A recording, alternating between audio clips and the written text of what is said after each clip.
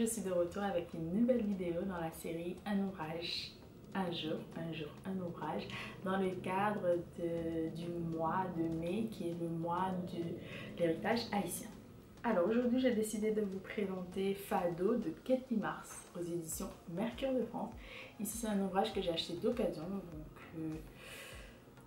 c'est un ouvrage que je n'ai pas encore lu non plus. Qui est Katy Mars? C'est une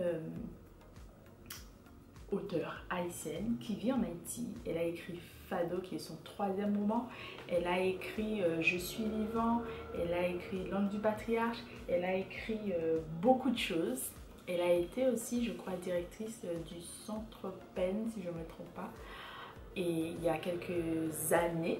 Et aujourd'hui, j'ai décidé de vous présenter cet ouvrage. Je vais vous lire la 4e de couverture ainsi qu'un extrait, parce qu'il y a déjà un extrait ici, et puis éventuellement la 29e page. C'est parti!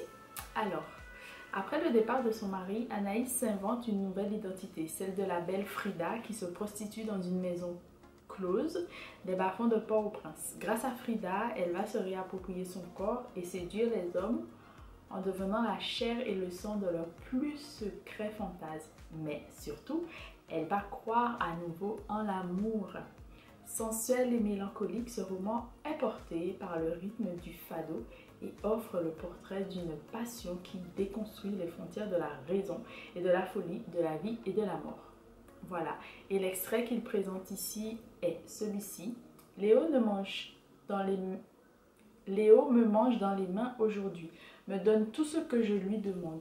Il croit me connaître, mais je suis autre, parce que libre à présent, parce que Frida m'habite tout entière.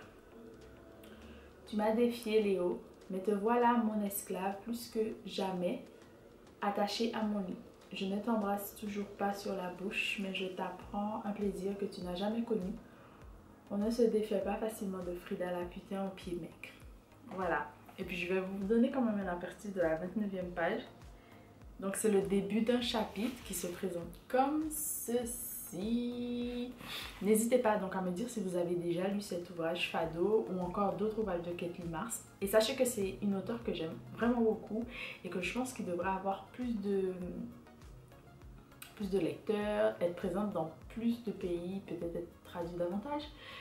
Mais je pense que ça va venir, en tout cas je l'espère, notamment pour un ouvrage que j'ai en tête et que je souhaite lire. Et puis, je voulais vous dire autre chose également. Et puis c'était l'un des ouvrages que je voulais qu'on lise pour mon club de lecture. Mais finalement, au cours de quelques mois l'année dernière, il y a eu quelques petits soucis. Mais on reviendra avec des ouvrages de Katy Mars, for sure. Donc voilà, c'est parti. Il pleut, de chaque côté de la rue, les caniveaux deviennent des courants furieux roulant la quincaille qui traînait sur l'asphalte ou qui a voyagé depuis les hauteurs de la ville. Depuis derrière le dos de Dessalines, debout sur son socle au champ de Mars, sabre en main, l'empereur partage la ville en deux mondes, ceux d'en bas et ceux d'en haut. Il ne doit plus comprendre ce qui arrive, l'empereur. Ceux d'en bas sont passés sous les barbelés et écrivent leur version de l'histoire. La rue de Francfort enveloppe dans sa léthargie monochrome maison, passant et nid de poules. Il n'y a qu'un seul arbre dans cette rue, un grand sablier devant la cordonnerie Colatrelas. Les commerçants et leurs employés sont rentrés chez eux. Sous les galeries des magasins, les étals qui supportent durant le jour le bazar des marchands sont renversés et empilés les uns sur les autres. Voilà, c'est un ouvrage que je pense que je ne vais pas tarder à lire parce qu'il n'est pas très volumineux. Il a l'air vraiment intéressant et le titre très intéressant. Je ne vous en dirai pas plus quand ce sera fait, je reviendrai vers vous. Voilà, c'est l'ouvrage que j'ai choisi de vous présenter. Fado de Katy Mars. N'hésitez pas à me dire ce que vous en avez pensé si vous l'avez lu.